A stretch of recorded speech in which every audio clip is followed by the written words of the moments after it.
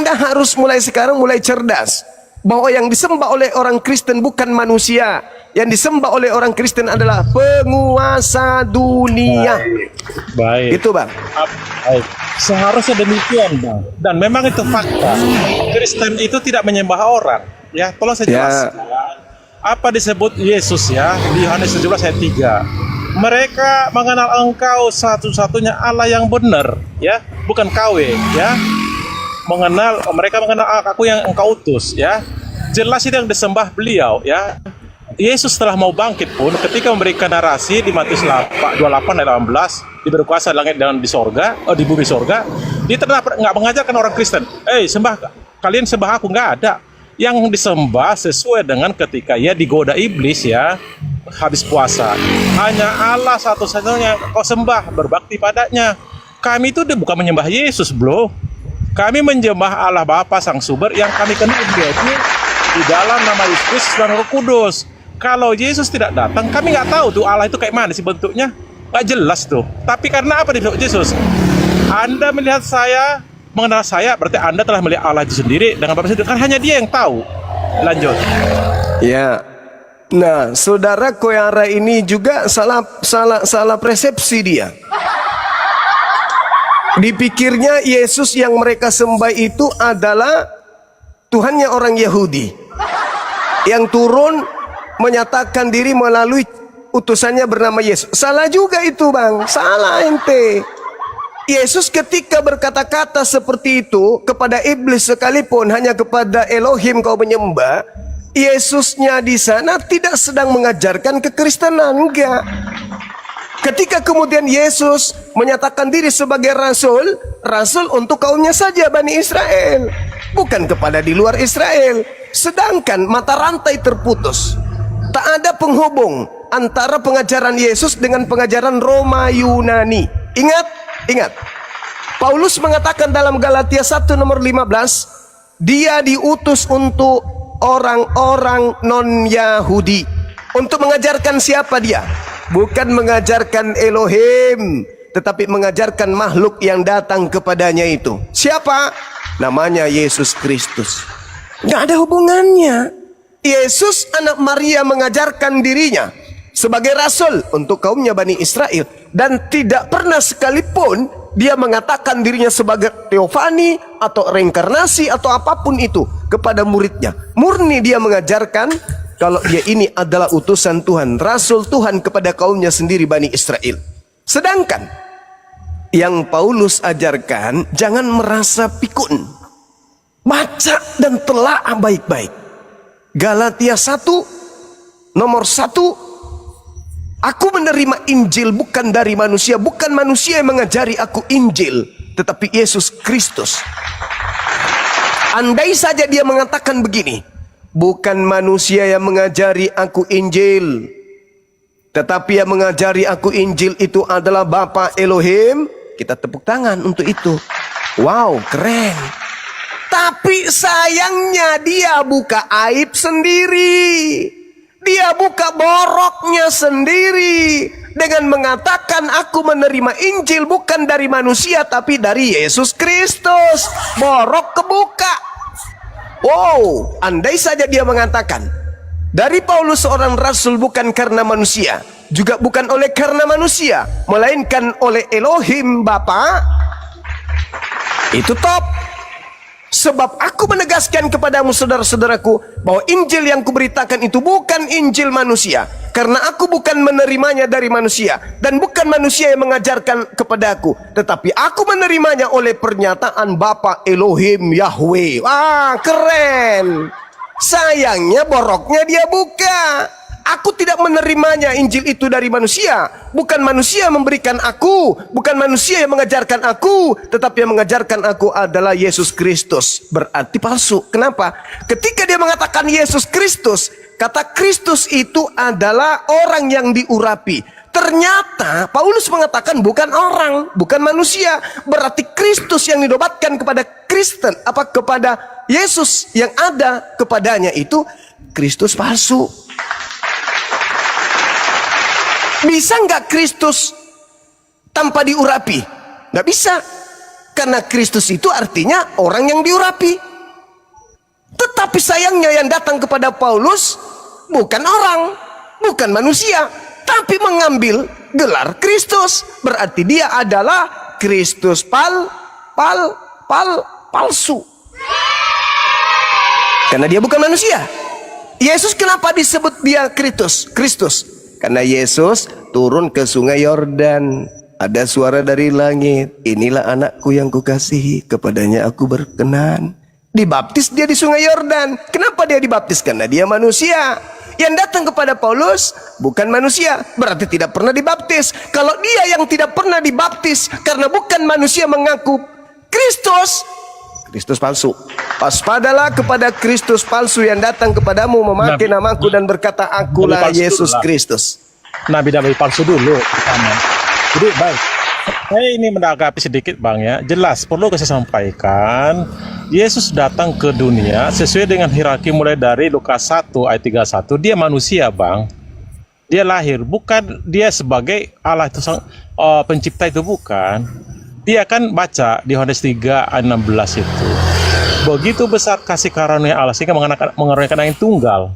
Hubungkan dengan Yohanes 1:14, kan itu jelas tunggal ya di situ. Artinya dia normal, dia hasil persalinan, bukan langsung ujuk-ujuk keluar kan gitu. Dan memang kata-kata Tuhan itu sudah ada di Lukas 1 ayat 10 di ayat 11 itu. Tapi itu maknanya bukan sang pencipta Bang. Itu kalau Anda translate semua kata-kata yang ada di Perjanjian Baru, kata-kata Tuhan yang disematkan kepada Yesus sendiri pasti Lord. Artinya penguasa. Hanya satu bedanya ada ketika Yesus bilang Shema Israel itu dari Ulangan 6:4 itu ada diparalelkan, itu artinya Jehovah is one ya. Jehovah adalah satu, arti Allah itu satu. Demikian Bang.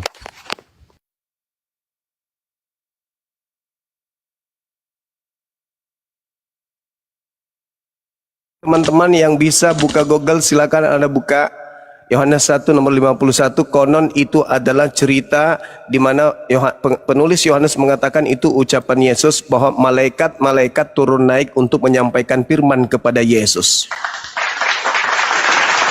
Catat itu dulu. Ini hadiah buat saudara. Setelah Anda catat, malaikat-malaikat datang kepada Yesus, turun naik dari langit menyampaikan firman kepada Yesus. Ini yang diterangkan Al-Quran nih, bahwa Nabi Isa alaihissalam menerima wahyu dari Allah. Tapi bukan di situ poinnya. Coba Anda lihat Paulus. Apa yang dikatakan dalam suratnya Galatia 1 tadi? Di data nomor 8-nya Paulus mengatakan apa? Tetapi sekalipun kami atau seorang malaikat dari langit yang memberitakan kepada kamu suatu Injil yang berbeda dengan Injil yang telah aku beritakan kepadamu, terkutuklah dia. Paulus sedang mengutuk siapa ini? Paulus sedang mengutuk siapa? Jujur aja. Paulus sedang mengutus siapa? Malaikat-malaikat yang datang memberikan Injil kepada Yesus. Nah, sekarang permasalahannya ketika Anda membawa kitab-kitab yang lain. Pada Injil yang diterima Isa itu Bang. Isa kan menerima Injil. Silakan aja, nggak apa-apa. Sekarang Yesus menerima Injil nggak? Tidak, dialah Injil itu. Tidak menerima Injil. Tidak menerima Injil. Dia kan firman. Oh, tidak. Lalu Yesus mengatakan apa? Segala firman yang engkau berikan. Doa dia. Baca gini loh. Anda kan segala firman. Yohanes 17 ayat 18 ayat 8 segala firman. Yohanes 12, iya. Yohanes 12, Yohanes 14. Saya sampaikan kepada saudara. Saya tanya sama saudara, apakah Yesus itu menerima firman? Tidak. Oh, sudahlah. Anda memang layak menjadi pengikut Paulus yang suka berbohong karena tujuannya untuk menyesatkan manusia. Di mana menerima firman Yesus? Coba tunjukkan ke saya. Anda lihat Yohanes 1 yang nomor 51 tadi yang kubacakan, yang kusampaikan? Ya, saya bacakan ya. Ya, silakan. Saya bacakan ya. Gini, kita diskusi abangku. Iya, silakan. Tapi kita jangan berbuat zalim. Jangan berbuat zalim dengan menipu diri sendiri, karena umat Islam tidak akan mampu Anda tipu. Ya. Silakan. Ya, enggak lah. Karena ini kan kita wajar. Anda kan bertanya sejawab. Ya. sebentar ya, Yohanes 1 ya, 151 Iya. Bang ya. 151. Baik, oke. Aku bacakan abangku ya, santai aja kita. Ini bulan puasa. Lalu kata Yesus kepadanya, ya, Ya. aku berkata kepadamu, lalu kata Yesus kepadanya, aku berkata kepadamu, sesungguhnya engkau akan melihat langit terbuka dan malaikat-malaikat akan turun naik kepada anak manusia. Terus, Ngapain maksud malaikatnya? Anda, firmannya di mana? Malaikatnya ngapain? Baik, ketika dia lahir jelas datang malaikat. Ketika dia dimetongkan ada malaikat juga. Ketika mau berangkat juga ada juga malaikat dua. Itu Ya, maksudnya. malaikat ini fungsinya apa ke Yesus? Tidak tertulis. Tidak tertulis. Oke, sekarang coba Anda katakan kepada saya, apa maksud Yesus mengatakan aku tidak berkata-kata dari diriku sendiri? Apa yang aku Iya. katakan adalah apa yang disampaikan kepada aku untuk aku katakan dan aku sampaikan. Yohanes 12:49. Itu maksudnya apa? Baik, itu maksudnya bahwasanya di Yohanes 12 Yesus masih posisi sebagai manusia, belum dimetongkan ya. Jadi ketika dia menyampaikan itu semua, baik menghidupkan Lazarus ketika dia berdoa, apa yang diperbuat adalah Allah sendiri yang merestui. Artinya bukan hasil karya dia sendiri, mulai bukan kan? semau dia sendiri. Dia dikasih. Dengar dulu, nanti abang bantah. Itu kan nanti ada. Yang ada kuasa dikasih dia setelah dibangkitkan Allah di Kaper 10 ayat 40. Jelas ditulis di Matius 28 ayat 18. Segala kuasa di langit dan di bumi, di surga dan di bumi diberikan. Artinya pasca sukses dia bangkit hari ketiga baru dikasih kuasa. Lanjut. Beda, Anda menggabungkan antara dua Yesus yang berbeda. Yohanes 8 nomor 28. Apabila kamu telah meninggikan anak manusia, barulah kamu tahu bahwa akulah dia, dan bahwa aku tidak berbuat apa-apa dari diriku sendiri, tetapi aku berbicara tentang hal-hal sebagaimana yang diajarkan Bapa kepadaku. Mana Yesus itu adalah firman itu sendiri?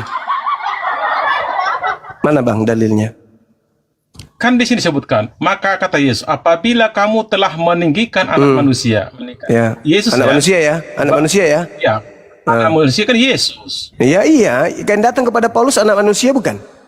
Apanya? Yang datang kepada Paulus anak manusia bukan? Jangan dulu. Enggak, dengan piara kita mainkan dulu. Bang.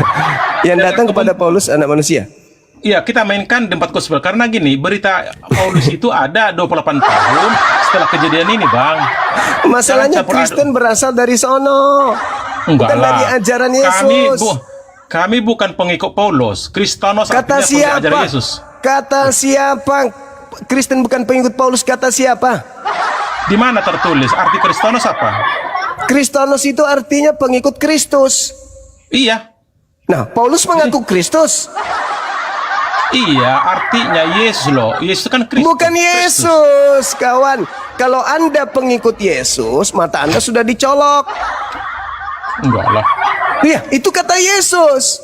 Pengikutnya kalau melihat perempuan dan mengingini dalam hatinya, matanya kudu dicolok. Ya, Abang ini. saudaraku, saudaraku, itu kata Yesus. Jika engkau sudah mentaati segala perintah Tuhan, lalu kau sudah jual seluruh hartamu, ikutlah denganku. Apakah kamu sudah melakukan itu? Ikut Yesus melihat perempuan, mata dicolok. Ya, kami kan mengikuti ajarannya, bro. Kalau Ajaran mengikut yang itu ada mana? muridnya. Ajaran yang Iya. mana yang Anda Pertama, ikuti? Ya, satu, apa? kasihlah Allahmu. Saudaraku, Dengar, kasih loh. saudara, itu kasih itu yang ada di Kristen itu adalah buah hasil setelah Paulus menghabiskan hukum Torah untuk dibinasakan. Baru itu kan muncul ada kasih. ajarannya. Sabar, Itu saudara. silakan. Kalau kasih Yesus itu pendalaman materi yang sangat berat. Kasih yang diajarkan Yesus itu bukan sesuatu yang terpisah. Kasih yang diajarkan Yesus itu adalah kasih yang tak terpisah dari Matius 5, dari data 20 dan seterusnya. Nggak boleh kau pisahkan. Matamu harus dicolok. Kalau kau lihat perempuan, ada yang minta kepadamu, nggak boleh kau tolak. Ada yang mau barangmu harus kau kasih. Kau harus mengasihi musuhmu, berdoa untuk mereka. Itu bukan komponen yang berdiri sendiri. Itu harus diawali dengan apa? Kalau kau berkata bodoh, berkata jahil kepada saudaramu, kamu akan masuk ke dalam neraka jahanam.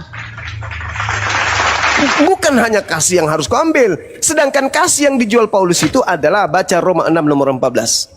Sebab kamu tidak Jangan akan bawakan dia dulu. Saya ajarin ente supaya ente jangan ngemis-ngemis ajaran kasih dari ajaran Yesus. Enggak, saya Ajaran kan bicara kasih dia- dari Yesus, dia empat saudara. gospel, Bang.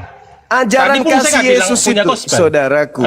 Ajaran Siap, siap. kasih Yesus itu dengan ajaran kasih Paulus itu berbeda. Ajaran kasih Yesus itu adalah menjalankan segala perintah Tuhan Elohim, bahkan lebih besar dari pekerjaan-pekerjaan yang diperintahkan oleh Elohim itu.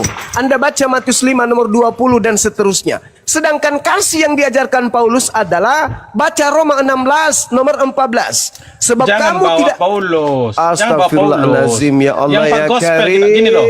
Anda itu bicara ke Oke. saya empat gospel. Baik. Nih, saya buktikan kalau Anda itu pengikut Ya, Paulus, kasih. bukan pengikut. Ya, Boleh dengar saya ya. buktikan? Boleh Baca saya buktikan Matius kalau 22 Anda aja. Boleh Silakan, saya buktikan silakan. kalau Anda Kita pengikut diskusi. Paulus bukan pengikut Siap. Yesus? Ya, Baik, oke. buktikan, Bang. Oke, baik. Nih, saya buktikan sama saudara. Jangan kamu menyangka bahwa aku datang untuk meniadakan hukum Taurat, kitab para nabi. Aku datang bukan meniadakan, melainkan untuk menggenapinya.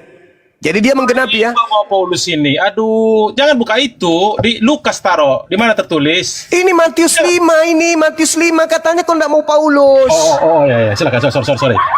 Janganlah kamu menyangka bahwa aku datang untuk meniadakan hukum Taurat. Aku Yesus tidak meniadakan hukum Taurat, tidak meniadakan kitab para nabi. Menggenapi. Tapi menggenapi, bukan menghilangkan, bukan meniadakan. Betul sekali kan? Setuju. Oke. Setuju, baik. Bang. Setuju. Dengarkan. Saya bacakan sama Anda untuk membuktikan bahwa Anda bukan pengikutnya. Ya. Karena aku berkata kepada kamu, sesungguhnya selama belum lenyap langit dan bumi, satu Satu iota iota atau satu titik pun tidak Ya. akan ditiadakan dari Dari hukum Taurat hukum sebelum Taurat, bukan semuanya Torah. terjadi. Sebelum semuanya terjadi. Betul. Hukum Taurat ya, bukan Apa sih? bukan Torah itu, dengarkan. Bang. Hukum Taurat. Apa? Bilang itu hukum Taurat, bukan Torah. Iya, hukum Taurat dengan Taurat itu original teksnya sama. Tidak. Ya Allah ya Karim. Hukum Taurat dengan Taurat itu dalam original teksnya itu sama. Cuman penerjemah yang menambah kata hukum kadang dia menambahkan kemudian kadang dia hilangkan. Original teksnya itu sama-sama nomos. Hukum Taurat dan Taurat saja itu sama-sama original teksnya nomos. Yang datang kepada Nabi Muhammad di dalam gua Hira itu adalah namus. Yang membawa hukum kepada Nabi Muhammad yaitu roh kebenaran. Itu yang perlu Anda pahami. Matius 5, kata hukum Taurat itu hanya penambahan kata hukum itu. Maksudnya Taurat. Jadi arti yang sebenarnya adalah sesungguhnya sebelum lenyap langit dan bumi, satu iota, satu titik pun tidak akan ditiadakan dari Taurat.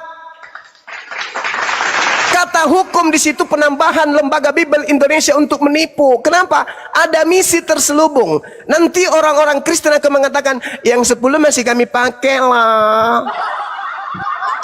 Yang seremonial sudah terhapus loh. Padahal kata hukum di situ itu nggak ada. Yang ada nomos itu cuman Torah. Jadi saya lanjutkan abangku, saudaraku. Sesungguhnya selama belum lenyap langit dan bumi, satu iota, satu titik pun tidak akan ditiadakan dari Taurat sebelum semua terjadi. Karena siapa yang meniadakan satu titik dari Torah, sekalipun yang paling kecil, dan mengajarkan demikian kepada orang lain, ia akan menduduki tempat yang terendah, terhina di dalam kerajaan langit. Tetapi siapa yang melakukan dan mengajarkan kepada si orang lain tentang perintah-perintah Taurat, ia akan menduduki tempat yang tinggi dalam kerajaan langit. Maka aku berkata kepadamu, jikalau hidup keagamaanmu tidak lebih baik, tidak lebih benar dari hidup keagamaan ahli Taurat dan orang Farisi, sesungguhnya kamu tidak akan masuk ke dalam kerajaan surga. Nah, ini kita masuk dalam penggenapannya. Ini penggenapannya Yesus. Kamu telah mendengarkan yang difirmankan kepada nenek moyang kita, jangan membunuh. Ini hukum Torah. Ini adalah Torah. Siapa yang membunuh harus dihukum. Tetapi aku berkata kepadamu. Nah, ini penggenapannya. Ini penggenapannya dari hukum Taurat itu. Setiap orang yang marah terhadap saudaranya harus dihukum. Jadi bukan hanya membunuh. Setelah Yesus mengajar, menggenapi yang tadinya jangan membunuh, kalau kau membunuh dihukum. Sekarang penggenapannya adalah bukan hanya membunuh, tetapi hanya sekedar marah. Maka Nabi Muhammad mengatakan, la taqadaba, la taqadaba, la taqadaba. Jangan kau marah, jangan kau marah, jangan kau marah. Yesus mengatakan apa? Setiap orang yang marah terhadap saudaranya harus dihukum. Siapa yang berkata kepada saudaranya jahil harus dihadapkan ke mahkamah agama. Dan siapa yang berkata bolok harus diserahkan kepada neraka. Itu penggenapan. Bukan ajaran Yesus itu, kasih. Itu penggenapannya. Sabar, saya akan sampai kepada yang Anda jilat-jilat itu, kasih-kasih itu. Saya akan sampai. Yang pertama, jangan membunuh, itu hukum Taurat. Jangan membunuh, itu hukum Taurat. Kalau membunuh di Taurat, nyawa balas nyawa, mata balas mata, tangan balas tangan. Itu di Taurat. Tapi Yesus mengatakan apa? Setelah saya menggenapi, jangankan ente membunuh, ente berkata jahil aja harus diserahkan ke dalam neraka. Apakah praktek sudah dilakukan oleh Kristen? Tidak. Jadi kasih yang kamu praktekkan itu bukan kasih Kristen, kasih Yesus, bukan. Kasih yang diajarkan Yesus itu adalah, kalau dulu yang membunuh dibunuh, kasih yang aku ajarkan adalah kau berkata jahil, berkata bodoh kepada sesamamu manusia, maka kamu harus diserahkan ke dalam api neraka jahanam yang menyala-nyala. Itu bukan ucapan saya, itu ucapan Yesus. Jadi hidup yang lebih baik dari hidup ahli Taurat adalah jangan kau berkata jahil. Kapan kau berkata jahil, maka tempatmu adalah neraka jahanam. Apakah Kristen bisa mempraktikkan itu? Tidak bisa. Nah, lanjut.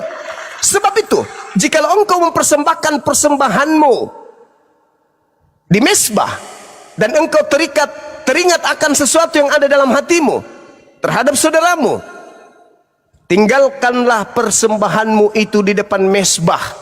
Pergilah berdamai lebih dulu dengan saudaramu, lalu kembali untuk mempersembahkan persembahanmu itu. Segeralah berdamai dengan lawanmu selama engkau bersama-sama dengan dia di tengah jalan, supaya lawanmu itu jangan menyerahkan engkau kepada hakim, dan hakim itu menyerahkan engkau kepada pembantunya, dan engkau dilemparkan ke dalam penjara. Aku berkata kepada kamu, sesungguhnya engkau tidak akan keluar dari sana, dari penjara, sebelum engkau membayar hutangmu sampai lunas. Kamu telah mendengar firman, jangan berzina. Tetapi aku berkata kepadamu, setiap orang yang memandang perempuan serta mengininya dalam hatinya, dia telah berzina. Maka jika matamu yang kadang menyesatkan engkau, cungkillah dan buanglah itu, karena itu lebih baik bagimu daripada satu anggota tubuhmu binasa, daripada tubuhmu dengan utuh dicampakkan ke dalam api neraka jahanam. Itu penggenapan Yesus. Barang siapa yang berzina, itu zina, itu Taurat. Ada yang lebih, yang saya genapi, yang saya sempurnakan. Apa itu? Bukan hanya berzina. Kau memandang wanita, sekedar memandang, dan kau ingini dalam hatimu, kau sudah berzina dalam hatimu. Apa akibatnya? Matamu lebih baik dicungkil. Kamu pikir selama ini kamu mengikuti ajaran Yesus? Tidak. Ajaran Yesus itu, kalau engkau berkata jahil kepada sesamamu, maka engkau dilemparkan ke dalam api neraka jahanam. Itu hukum Taurat itu, Bang. Ya Allah ya Karim, bahlulnya manusia ini. Dia berapa? Coba di mana terus Yesus ngomong gitu, di mana? Di surah ayat berapa, Bang? Tunjukkan Matius, dulu. Astagfirullahalazim ya Allah. Inilah kalau umat Paulus ditemani diskusi.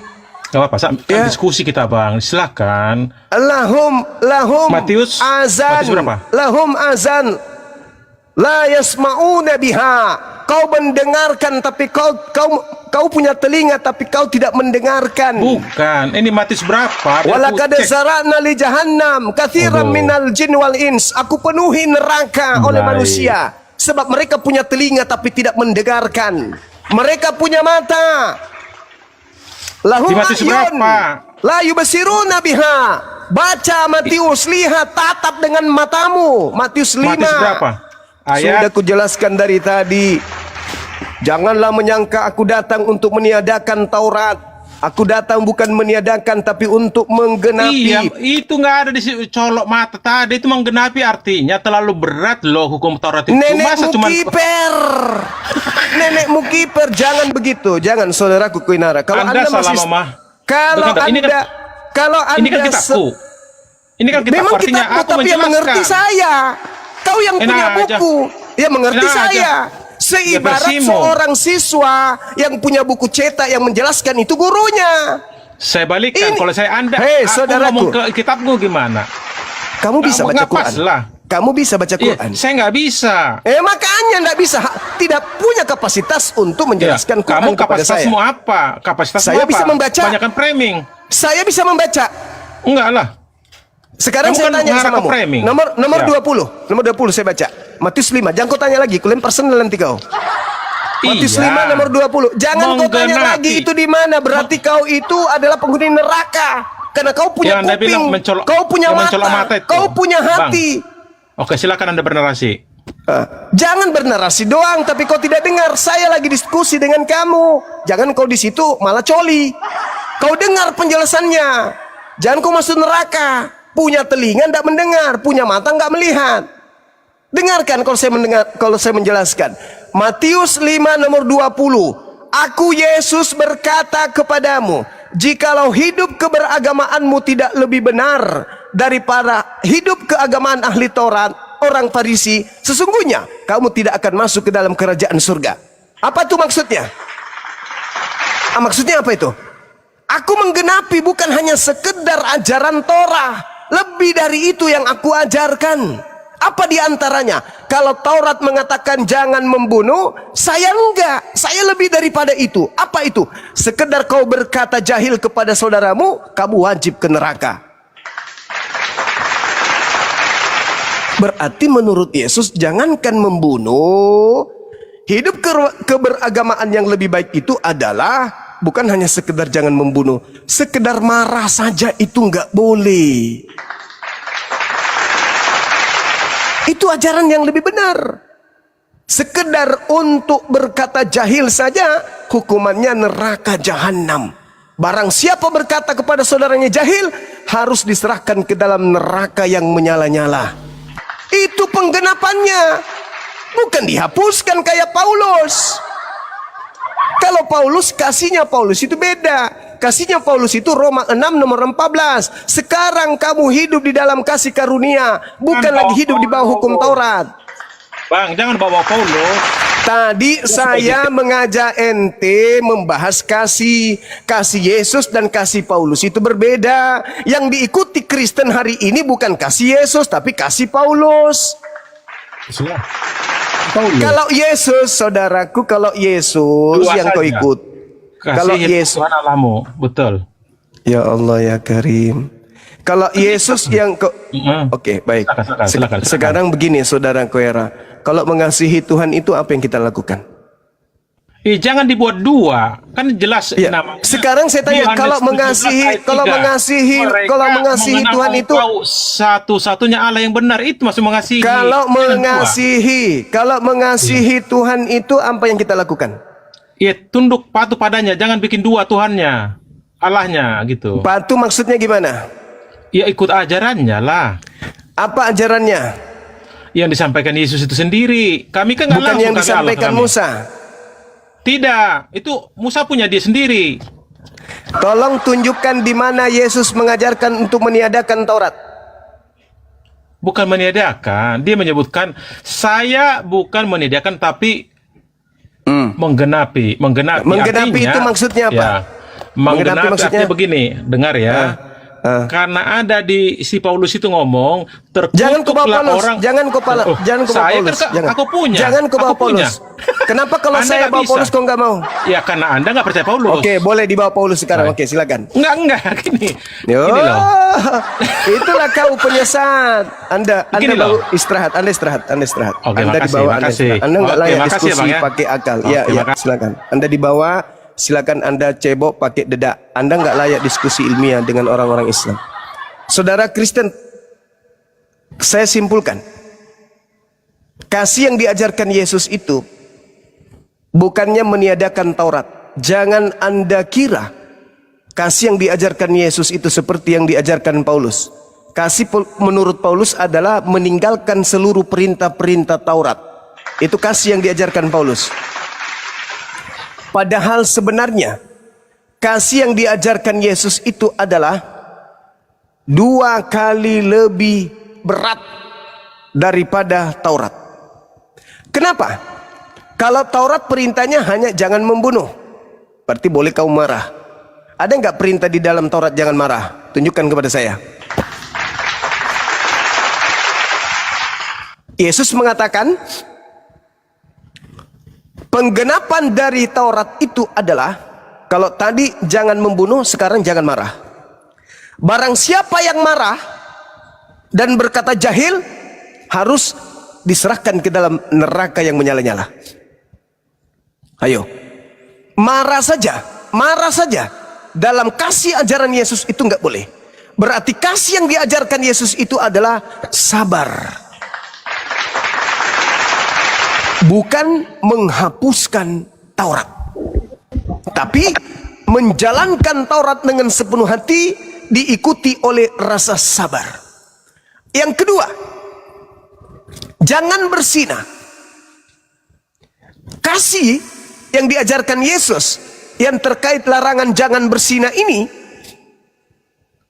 itu tidak dihilangkan jangan berzinanya, tetapi ditambah oleh Yesus. Apa itu? Menatap wanita dan kau nafsu memandangnya, itu sudah dihitung berzina. Hukumannya matamu harus dicolok. Jangan kau anggap main-main. Ajaran Yesus itu berat. Barang siapa yang memandang wanita dan mengingini di dalam hatinya, maka dia sudah berzina. Efeknya apa? Matanya harus dicolok. Berat kan? Berat. Jadi penggenapan Torah itu berat, bukan dihapus dengan mati di atas salib. Itu maunya Paulus. Aku berkata kepadamu, sesungguhnya barang siapa yang menceraikan istrinya harus memberi surat cerai kepadanya. Tetapi aku berkata kepada kamu, setiap orang yang menceraikan istrinya kecuali karena zina, ia menjadikan istrinya berzina. Dan siapa yang kawin dengan perempuan yang diceraikan, ia berbuat zina. Berat. Berat sekali. Ini penggenapan yang Yesus sampaikan kepada muridnya Bani Israel. Bukan Taurat sekedar Taurat saja, tetapi dia tambahkan, dia genapi ajaran Taurat itu. Maka semakin berat, bukan semakin mudah. Aku berkata kepadamu, setiap orang yang menceraikan istrinya kecuali karena zina, ia menjadikan istrinya menjadi pesina. Dan siapa yang mulutnya? Jangan marah. Ini negara Indonesia, bukan negara Paulus. Negara Indonesia bebas kita mengajarkan agama kita. Begitu kawan. Itu yang Anda harus pahami. Barang siapa yang melakukan demikian, maka dia berbuat zina. Itu ajaran Yesus. Kalian sudah lakukan? Tidak. Lalu kemudian katanya, tetapi kamu telah mendengar pula yang difirmankannya kepada nenek moyang kita, jangan bersumpah palsu, melainkan peganglah sumpah itu di hadapan Tuhan. Aku genapi. Apa penggenapannya? Dengarkan. Tetapi aku berkata kepadamu, jangan sekali-kali bersumpah baik demi langit, karena langit adalah tahta Elohim, maupun demi bumi, karena bumi adalah tumpuan kakinya, atau demi Yerusalem, karena Yerusalem adalah kota raja besar. Janganlah juga engkau bersumpah demi kepalamu, karena engkau tidak berkuasa memutihkan atau menghitamkan selai rambutmu. Jika ya, hendaklah kamu katakan ya. Jika tidak, hendaklah kamu katakan tidak. Apa yang lebih daripada itu berasal dari yang jahat. Itu penggenapan dari hukum Torah. Bukan menghapuskan. Kalian itu salah. Oh, penggenapan hukum Torah itu mati di atas salib. Prat. Nih, saya katakan lagi samamu. Yesus melanjutkan, kamu telah mendengarkan firman, mata ganti mata, gigi ganti gigi. Tetapi penggenapannya melalui ajaranku adalah, janganlah kamu melawan orang yang berbuat jahat kepadamu, melainkan siapapun yang menampar pipi kananmu, berilah juga kepadanya pipi kirimu. Dan kepada orang yang hendak mengadukan engkau karena mengingini bajumu, serahkanlah juga jubahmu. Dan siapapun yang memaksa engkau berjalan sejauh 1 mil, berjalanlah bersama dia sejauh 2 mil. Berilah kepada orang yang meminta kepadamu, dan jangan menolak orang yang mau meminjam daripadamu. Bisa kau lakukan itu, pengenapannya itu? Bisa? Gak bisa kamu lakukan. Berat. Itulah sabar. Itulah penggenapan Taurat yang Yesus katakan, jika engkau tidak lebih baik dari ahli Taurat. Artinya, jika engkau tidak menjalankan penggenapan Taurat ini, maka kau tidak akan masuk ke dalam surga. Dia lanjutkan lagi. Apa yang dikatakan oleh Yesus? Lalu kau mendengarkan firman, kasihilah sesamamu dan bencilah musuhmu. Tetapi aku berkata kepadamu, kasihilah musuhmu dan berdoalah bagi mereka yang menganiaya kamu. Karena dengan demikian kamu menjadi anak-anak Tuhan yang ada di surga, yang menerbitkan matahari bagi orang-orang jahat dan orang baik, dan menurunkan hujan bagi orang benar dan orang yang tidak benar. Apabila kau mengasihi orang mengasihi kamu, apakah upahmu? Bukankah pemungut cukai juga berbuat demikian? Dan apabila kamu hanya memberi salam kepada saudaramu saja, apakah lebih baik daripada perbuatan orang lain? Bukankah orang yang tidak mengenal Tuhan pun berbuat demikian? Karena itu haruslah kau sempurna, haruslah kau sempurna, haruslah kau sempurna, sama seperti Bapakmu yang di surga adalah sempurna. Itulah penggenapan ajaran Yesus, bukan mati di salib.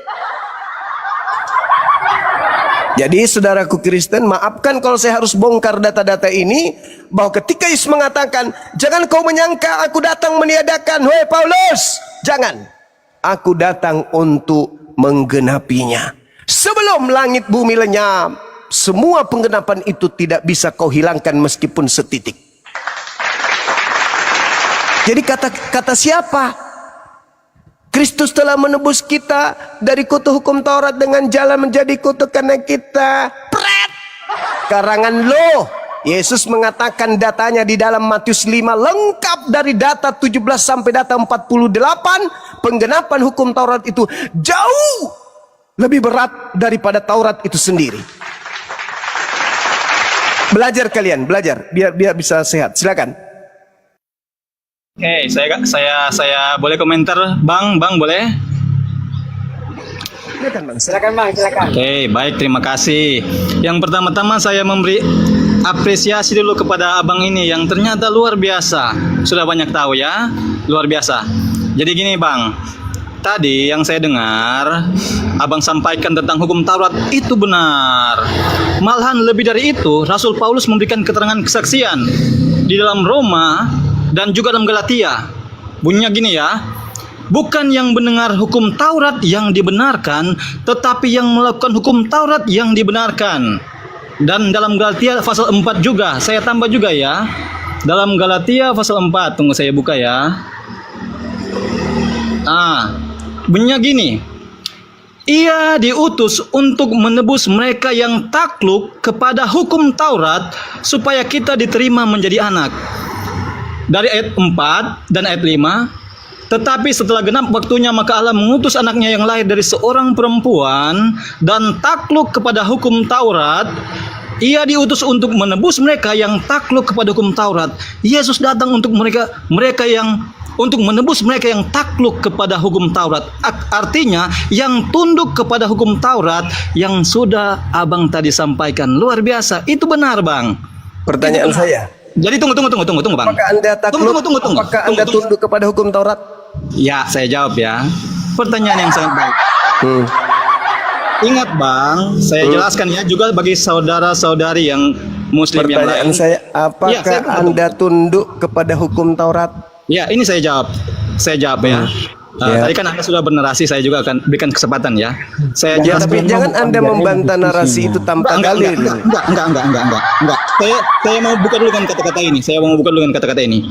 Saya mau sampaikan kepada saudara-saudari Muslim, jangan anggap Kristen itu sama semuanya yang mengaku Kristen itu ya. Saya Kristen yang menurut hukum Taurat. Salah satunya tidak daging haram ya. Tapi Saya menyembah, Kristen itu. tapi Ya. menyembah ke Allah ya. bukan ke Yesus. Ya, Yesus adalah anak Allah dan legitimasi Allah. Dengar saya narasi ya, dengar ya saya sampaikan. Kenapa sampai kami orang Kristen? Biar enak. Iya, gantian. Kenapa kami orang Kristen mendengar Saudara gini, sebelum Anda berbicara, maaf nih. Saya kan panjang Iya, lebar silakan. tadi, Iya, silakan. saudara ya, karena Iya. saya menganggap lawan diskusi saya udah turun. Ya, Kalau Anda telaah, ya. yang saya sampaikan tadi itu adalah ajaran Yesus setelah dia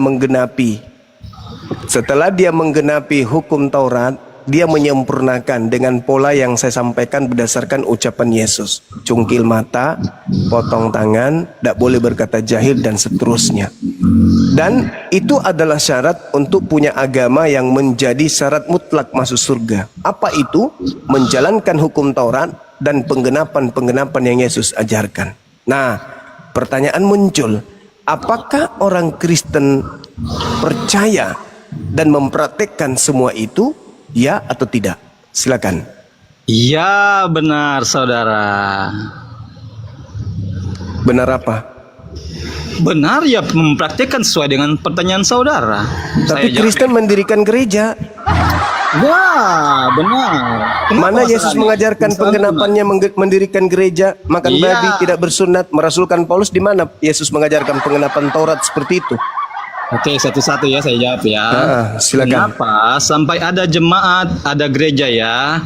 Itu silakan saudara buka di dalam Matius pasal 16. Ya, kenapa orang Kristen ada jemaat Kristen? Inilah asal mulanya menceritakan tentang jemaat Kristen ya. Bisa buka di dalam Matius pasal 16 ayat 18. Ini awal mulanya Yesus mengajarkan tentang Kristen. Saya baca ya. Ya, Ayat silakan. 18. Dan aku pun berkata kepadamu, engkau adalah Petrus, dan di atas batu karang ini aku akan mendirikan jemaatku. Saudara, jangan segitu, nanti kedengarannya nggak enak kan, nggak jelas ya. Anda mencoba untuk menipu di sini, Begini, saudara. abangku. Dengar dulu narasi saya supaya Anda Jangan jangan nipu paham, dong, ya. jangan nipu. Saya jangan nggak nipu, makanya Dan gantian lah Bang Suma, biar enak. Anda Hei. paham. Dengar perkataanku. Kan tadi saya diam, Gantian, Anda Bang berkata Suma. saya diam. Iya, tapi saya tidak menipu kan? Saya juga tidak menipu, Anda menipu. Enggak, saya baca ini Bang. Saya baca ini. Bang. Iya, itu bukan Kristen. Dengar Aneh dulu. Anda ini. Anda kan gagal paham karena Anda nggak dengar perkataan. Oh, tidak saya. bisa. Anda baca Jangan, Galatia 2 nomor begini, 8. Begini Bang, tunggu. Saya ajarkan juga Anda. Begini Bang, saya tadi Anda narasi, saya dengar supaya saya tidak gagal paham maksud Anda. Sekarang Iya, juga sekarang dengar, sekarang supaya Anda tidak gagal membacakan paham narasi Matius saya. 16:18 itu Anda mengatakan itu Kristen. Makanya kan saya bilang dengar dulu, kan saya belum selesai menjelaskan. Dari mana Kristen muncul di jemaat Petrus? Inilah saya jelaskan. Inilah saya Coba jelaskan. Nah, tunjukkan di gitu situ di mana gitu pemakan ya. babi di situ muncul jemaat di situ tidak bersunat situ, silakan. Bang, saya tidak makan babi, Bang. Itu Ya, larangan. saya dari bertanya Taurat. Kristen bukan Enggak, ente. Tadi Ente, saya Kristen. Saya ente Kristen. kalau Anda mengaku tidak makan babi berarti Anda ikut Yahudi bukan ikut Kristen. Tidak, saya Kristen, Bang. Ini saya Kalau beri Kristen setia. itu makan babi, tuyul. Sopan dong sedikit bercerita. Tukang tahayul, Anda berikan tukang kebenaran. tahayul. Anda di bawah, di bawah, di bawah. Kalau Anda tidak Anda mau nipu, mencontohkan, mengajarkan kebenaran. jangan berkata jorok. Anda membawa dalil yang tidak ada hubungannya dengan Kristen. Ingat, Paulus sendiri yang berkata di dalam suratnya Galatia 2 nomor 8, Petrus diutus kepada orang-orang bersunat. Berarti jemaat yang dibangun Petrus adalah kumpulan orang-orang bersunat. Kristen, tukang urut kulup. Kau mau nipu-nipu di sini. Jemaat pertama Kristen. Udah sinting rupanya kau. Sudah dibilang yang saya bahas ini adalah penggenapan. Kau tunjukkan pula Kristen sebagai penggenapannya. Di mana penggenapannya hukum Torah itu Kristen?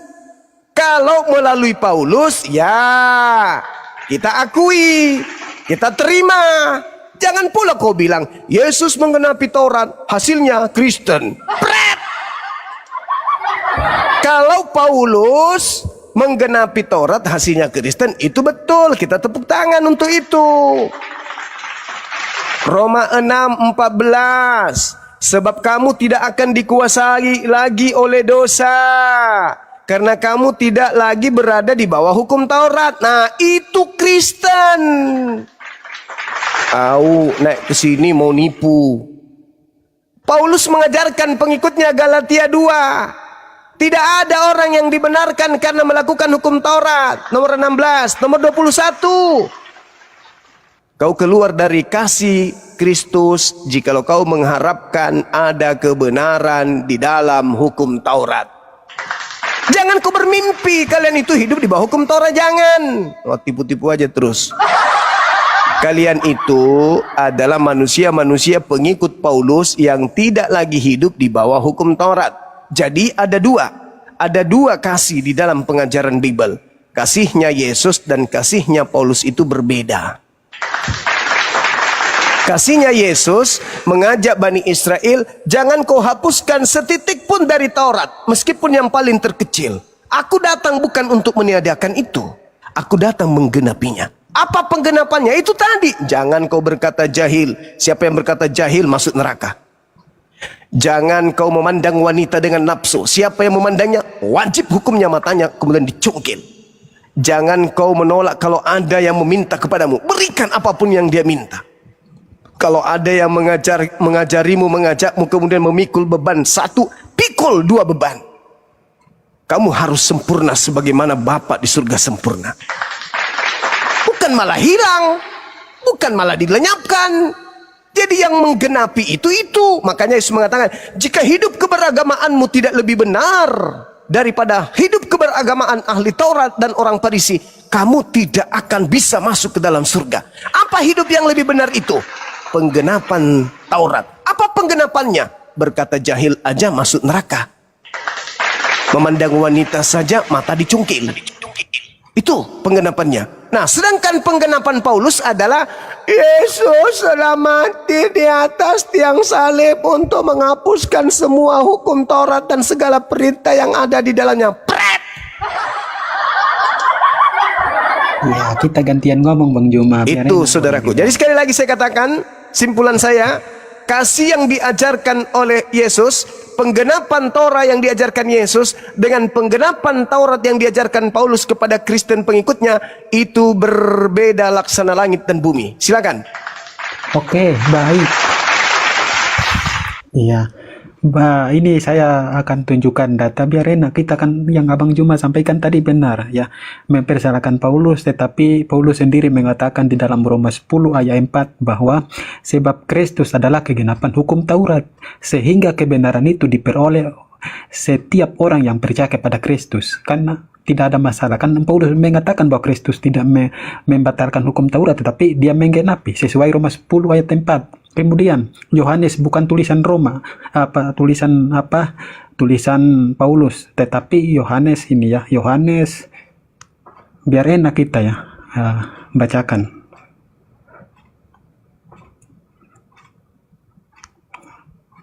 Ya, kita duluan dari Injil Lukas ya. Ya, ini Lukas bukan tulisannya Paulus, tetapi Lukas ini adalah Injil ya, bukan surat Paulus ya. Di sini dia berkata bahwa hukum Taurat dan kitab para nabi itu berlaku sampai kepada zaman Yohanes, dan sejak waktu itu kerajaan Allah diberitakan dan setiap orang akan menggahi merebut memasuki kerajaan itu ya. Berarti segala hukum Taurat itu memang Yesus datang menggenapi, dan kegenapan itu bagi orang yang untuk mempercayai hukum Taurat itu boleh mempercayai, tetapi bagi yang tidak melaksanakan Taurat itu tidak perlu melaksanakan karena Yesus sudah menggenapi hukum Taurat itu. Kemudian di dalam Yohanes 1 ayat 17, sebab Kristus adalah kegenapan dari hukum Taurat itu. Dia berhubungan dengan ayat yang Lukas 16 ayat 16 ini. Hukum Taurat dan kitab para nabi berlaku sampai kepada zaman Yohanes ya. Jadi hukum Taurat itu sebenarnya setelah kedatangan Yesus, ya hukum Taurat itu tidak perlu lagi kalau memang bagi orang yang melaksanakan, tetapi hukum Taurat itu tidak ada karena Yesus Kristus itu datang sebagai kasih, karena Taurat itu tidak ada lagi, ya gitu. Itulah konteks yang benar. Kemudian apa yang disampaikan sama Abang Juma itu benar, ya. Semua itu saya akui, ya. Saya mengakui bahwa itu adalah suatu hal yang benar-benar Abang Juma sampaikan benar bagi orang-orang yang Kristen, yang percaya dan mengerti tentang konteks atau isi daripada Alkitab ini. Benar Bang Juma, ya. Karena hukum Taurat itu berlaku kepada orang-orang Yahudi pada saat itu, dan hukum Taurat itu ketika Yesus datang menggenapi hukum Taurat itu tidak ada lagi karena kasih karunia itu udah ada setelah Yesus datang itu. Makanya kasih karunia itu diperoleh bukan dari hukum Taurat lagi, tetapi dari kasih karunia Yesus. Itu yang benar kalau kita belajar mengenai arti daripada Alkitab kami itu.